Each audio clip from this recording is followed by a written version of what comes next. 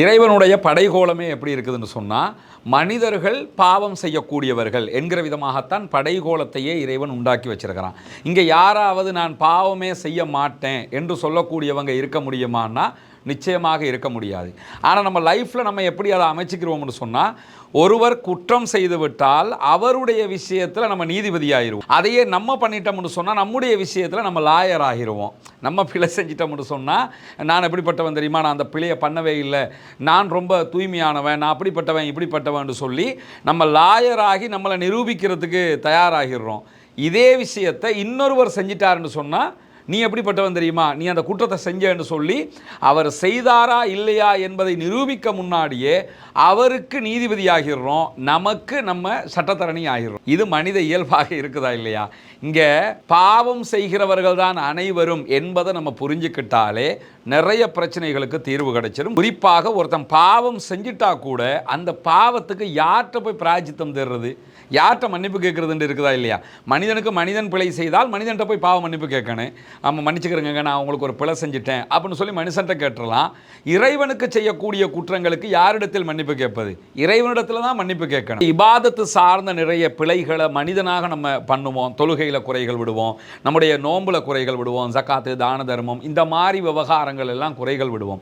இதை பற்றி எல்லாமே இறைவனை அவனுடைய தூதர் வழியாக நமக்கு அழகாக சொல்லியிருக்கிறானா இல்லையா? குல்லுபனி ஆதம யுக்தியோ பில்லைலி வன்னஹார், ஆதமுடைய மக்கள் அத்தனை பேருமே இரவிலும் பகலிலும் பாவங்கள் செய்யக்கூடியவர்கள் தான். எனவே வலா துஸக்கு அன்ஃபுஸக்கும் என்று சொல்லி அல்லாஹு தஆலா குர்ஆனில் அழகாக சொல்கிறான். உங்களை நீங்களே தூய்மைப்படுத்தாதீர்கள். நான் எல்லாம் எப்படிப்பட்டவன் தெரியுமா, என்னுடைய வேலையெல்லாம் அப்படி இருக்கும், நாங்கள்லாம் இறைவனுடைய விவகாரத்தில் எப்படி இருப்போம் தெரியுமான்னு சொல்லி உங்களுக்கு நீங்களே உங்களை தூய்மைப்படுத்திக்கிட்டு அடுத்தவன் முத்து பேருமே குற்றவாளி, அவன் அடுத்தவன் அத்தனை பேருமே நரகத்துக்குரியவன், இந்த பார்வையை பார்க்காதீங்க என்பதற்காகத்தான் இறைவனுடைய தூதர் சொல்கிறாங்க, ஆதமுடைய மக்கள் அத்தனை பேருமே இரவிலும் பகலிலும் குற்றம் செய்யக்கூடியவர்கள், பிழை செய்யக்கூடியவங்க. ஆனால் அவங்கள சிறந்தவங்க யாருன்னு சொன்னால் இறைவனிடத்தில் பாவ மன்னிப்பு கேட்கக்கூடியவர்கள், தௌபா செய்யக்கூடியவர்கள். ஒரு பிழை செஞ்சிட்டோமா, இறைவா என்னை மன்னிச்சுக்க, இறைவா என்னுடைய குற்றங்களை பொறுத்துக்கன்னு சொல்லி இறைவனிடத்தில் நம்ம போய் பாவ மன்னிப்பு கேட்டணும்.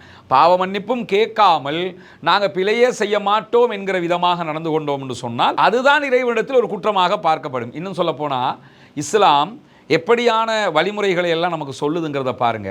அல்லாஹ்வுடைய தூதர் ஸல்லல்லாஹு அலைஹி வஸல்லம் அவங்க சொல்றாங்க, ஒரு மனிதன் காலையில் பாவம் செய்வான், மாலை ஆகிற வரைக்கும் இறைவன் அந்த பாவத்தை மறைச்சி வச்சிருப்பானா. அவன் ஒரு குற்றம் செஞ்சிருப்பான், யாருக்குமே தெரியாது, இறைவனுக்கும் அவனுக்கு மட்டும்தான் தெரியும், மறைச்சி வச்சிருப்பான். மாலை ஆகும்போது அவனே போய் நான் நேற்று இப்படி ஒரு வேலை செஞ்சேன் தெரியுமான்னு சொல்லி தன்னுடைய குற்றத்தை வெளிப்படுத்திக்கிடுவான். அப்போ அல்லாஹு தாலா மறைச்சிட்டான், அவன் தான் மாலையாகும்போது அதை வெளிப்படுத்தி கொண்டான். அதே நேரத்தில் இரவில் ஒரு மனிதன் பாவம் செய்வான், காலை ஆகிற வரைக்கும் இறைவனே அதை பாதுகாத்து வச்சிருவான். காலையில் போய் இவரே என்ன பண்ணுவார்னு கேட்டால், நேற்று நைட்டு இப்படி ஒன்று நடந்துச்சு தெரியுமா அப்படின்னு சொல்லி அவரே வெளிப்படுத்திக்கிடுவார். எனவே பிழைகள் செய்வது என்பது மனித இயல்பு. அந்த மனித இயல்புக்குள்ள பாவ மன்னிப்பு தேட வேண்டும் என்பதும் நமக்கு இயல்பாக இறைவனால் தரப்பட்டிருக்கிற ஒன்றாக இருக்கிறதுனால என்ன பிழை செஞ்சாலும், மனிதர்களுக்கு பிழை செஞ்சால் மனிதர்கள்ட்ட நம்ம மன்னிப்பு கேட்டலாம். இறைவன் விவகாரத்தில் பிழை செய்கிற போது இறைவனிடத்தில் நம்ம தௌபா செய்யணும், அல்லாஹ்விடத்தில் கையேந்தணும், அல்லாஹ்விடத்தில் தான் நம்ம பாவ மன்னிப்பு தேடணும். இந்த பாவ மன்னிப்பு விஷயத்தில் வெக்கப்படுறதுக்கு என்ன இருக்குது? இரவில் நம்ம தஹஜ்ஜத்துடைய நேரம்ங்கிறது அத்தனை பேருமே தூங்கி இருக்கிற நேரம். அந்த தூங்கி இருக்கிற நேரத்தில் மனைவி தூங்குவாங்க, பிள்ளைகள் தூங்குவாங்க, குடும்பத்தில் எல்லாருமே தூங்குவாங்க. நம்ம மட்டும் எந்திரிச்சு இறைவனுக்காக 2 ரக்காத்து தொழுதுட்டு, இறைவா நான் இப்படி ஒரு பெரும் குற்றம் பண்ணிட்டேன், இறைவா நான் இப்படி ஒரு பிழை செஞ்சிட்டேன் என்று சொல்லி அல்லாஹ்விடத்தில் அழுது மன்றாடுகிற போது அல்லாஹு தாலா அதை தாராளமாக ஏற்றுக்கொள்ளுகிறான் என்கிற நபிமொழியை நம்ம பார்க்க முடியும். ரசூலுல்லாஹ்வே சொல்கிறாங்க, மிட் நைட்டில் 2/3 பகுதி கடந்ததற்கு பிறகு தஹஜ்ஜத்துடைய நேரத்தில் அல்லாஹு தாலா அடிவானத்துக்கு இறங்கி வர்றான். அடிவானத்துக்கு இறங்கி வந்து அல்லாஹு தாலா என்ன கேட்பான்னு கேட்டால், இந்த இடத்துல பாவ மன்னிப்பு கேட்குறவங்க இருக்கிறீங்களா, உங்களுக்கு நான் மன்னிப்பு தர்றதுக்கு தயாராக இருக்கிறேன், உங்களுடைய குற்றம் குறைகளை சொல்லி என்னிடத்துல தௌபா கேட்குறவங்க இருக்கிறீங்களா, நான் அதை ஏற்றுக்கிறதுக்கு தயாராக இருக்கிறேன் சொல்லி மிட் நைட்டில் அல்லாஹு தாலாவே நம்மிடத்தில் இறங்கி வந்து எடுக்கிறதுக்கு தயாராக இருக்கிறான் என்று சொல்லி ரசூலுல்லாஹ் சொல்லிட்டு, அந்த நேரத்தில் யார் எந்திரிச்சு அல்லாஹ்விடத்தில் தன்னுடைய பிழைகளை சொல்லி அழுது மன்றாடி பாவ மன்னிப்பு தேடுவாங்களோ அந்த பாவங்களை அல்லாஹ் மன்னிப்பான் என்று சொல்லக்கூடிய இந்த செய்திகள் எல்லாமே புகாரி முஸ்லீமில் நம்ம பார்க்க முடியும். இதில் நமக்கு என்ன சொல்லி தருது? பாவம் செஞ்சுட்டா அவர்கிட்ட போய் இவர்கிட்ட போய், அது தனி மனிதனுக்கு பாவம் செஞ்சாதான் அவங்கள்ட்ட போய் நம்ம கேட்கணும். நம்ம இறைவனுடைய விவகாரத்தில் இபாதத்தில் மற்ற விவகாரங்களில் இறைவன் சொன்ன தடுத்த ஒன்றுடைய தடையை மீறிட்டோம்னா இறைவன்கிட்ட தான் பாவ மன்னிப்பு தேடணும். இறைவன் அனுமதித்த ஒன்றை நம்ம ஆகுமாக்காமல் ஹராமாக்கிட்டோம்னா இறைவனிடத்தில் தான் பாவ மன்னிப்பு தேடணும். எனவே பாவ மன்னிப்பு தேடுகிற விவகாரத்தில் இறைவனிடத்தில் வெட்கப்பட வேண்டிய அவசியம் கிடையாது. அடுத்தவர்களுடைய பிழைக்காக நீங்கள் ஜட்ஜாக வேண்டிய அவசியமும் இல்லை. நீங்கள் பிழை செய்து விட்டால் நீங்கள் லாயராக வேண்டிய அவசியமும் இல்லை.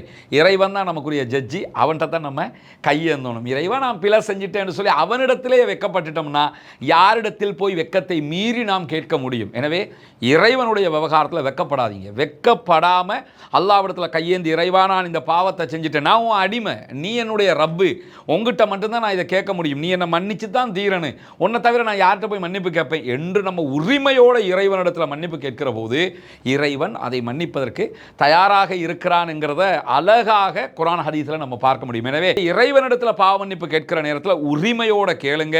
நீதான் மன்னிக்க வேண்டும் என்று அழுத்தி கேளுங்க. தஹஜ்ஜத்துடைய நேரத்தில் கேளுங்க. மற்ற அனுமதிக்கப்பட்ட நேரங்களில் எல்லாம் கேளுங்க. அல்லாஹு தஆலா அத்தனையுமே மன்னிக்க போதுமானவன். இதெல்லாம் ரொம்ப மனதுக்கு இதமாக உங்களுடைய மனதை ஆசுவாசப்படுத்தி அமைதிப்படுத்தி நிம்மதிப்படுத்தக்கூடிய விவகாரங்களாக இருக்கு. இஸ்லாத்தில் மட்டும்தான் இப்படியான ஒரு அணுகுமுறையை நீங்கள் பார்க்க முடியும்.